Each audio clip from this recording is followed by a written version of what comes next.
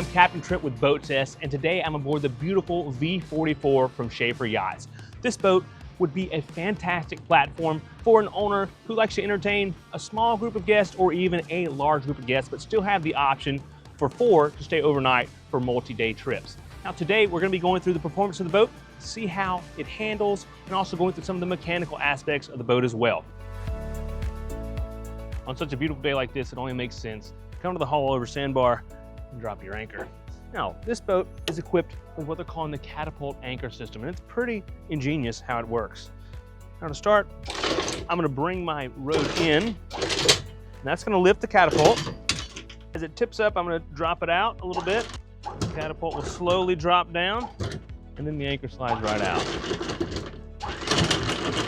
That's pretty clever. Looks like they have an all-chain rode on this boat, and a freshwater rinse is right in here, so you can kind of keep everything clean as you're bringing that anchor in. This boat has been optioned with triple Mercury V10 400s. You can also opt for the 600s if you would like, or if you want to maybe gain a little bit of real estate back here and have a swim platform, that's where it may be a good idea to go with an inboard or IPS drive. And that swim platform, it can be optioned up to a hydraulic version, so you can lower it and raise it, maybe make getting in and out of the water a little bit easier. Let's take a look at the engine room, which is where the inboard would be located if the boat were optioned with it. Flip this cushion up and then come down and grab this grab panel. Now, something I want to mention is there's actually a piece of teak that is set in to this latch here. And Schaefer, they do all of their woodworking and a lot of metalwork in-house. Now the entire aft bench lifts up and provides plenty of access.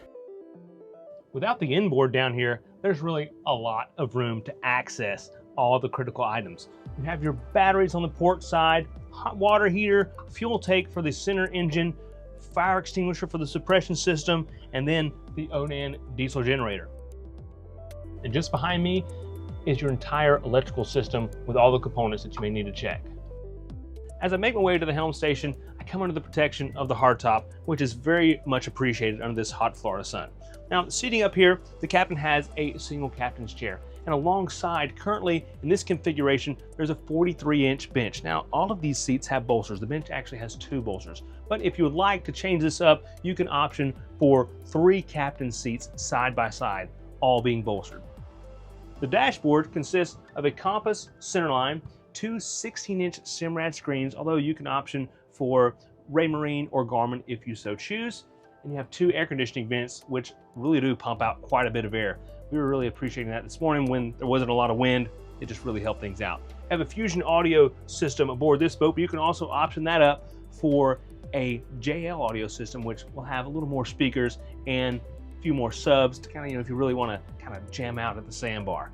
Now, there's also a zip wake system on this boat, and of course, our engines, they have the active trim system. So whenever you're underway, you don't really have to think about things if you don't want to. You just set everything on auto and get to cruising, and you're going to be running just fine.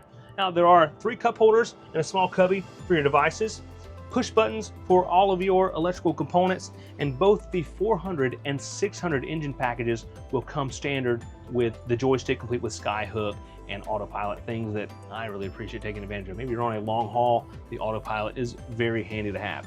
Then you have your electronic controls for your engines, steering wheel on a tilt base, and then your Simrad VHF is right down here in a very convenient location. You're gonna be able to hear it good, you're gonna be able to use it quickly. Maybe you are asking for a bridge opening or something like that. The companionway access to the cabin is about 23 inches wide, which I would call adequate. Down in the cabin, just inside the companionway, are a few more mechanical items. You have your start-stop for your generator, and your battery switches, as well as another Fusion audio head unit. You have all the breakers for your 12 volt and 120 volt system are easily accessible. Our test boat has a length overall of 44 foot 10 inches, a beam of 13 foot 10 inches, and drafts 29 inches with the engines up. Test weight was estimated at 21,868 pounds with 60% of the 435 gallon fuel capacity on board and 3 passengers. The boat was powered by triple Mercury 400s turning 19-pitch Mercury RevX props. We found the top speed to be at 6,500 RPM, where the boat went 49.4 miles an hour. Best cruise was at 4,500 RPM, where we recorded 30.4 miles an hour, getting 0.7 miles per gallon, giving the boat a range of about 260 statute miles with a 10% fuel reserve. On our whole shot test, the boat reached 10 miles an hour in 2.7 seconds, 20 miles an hour in 5.8, and 0 to 30 was 10.7 seconds. I'm lucky to have such a beautiful day off of Miami Beach to run the boat, although I may prefer a little bit more chop to run in, but hey, I'm not going to complain.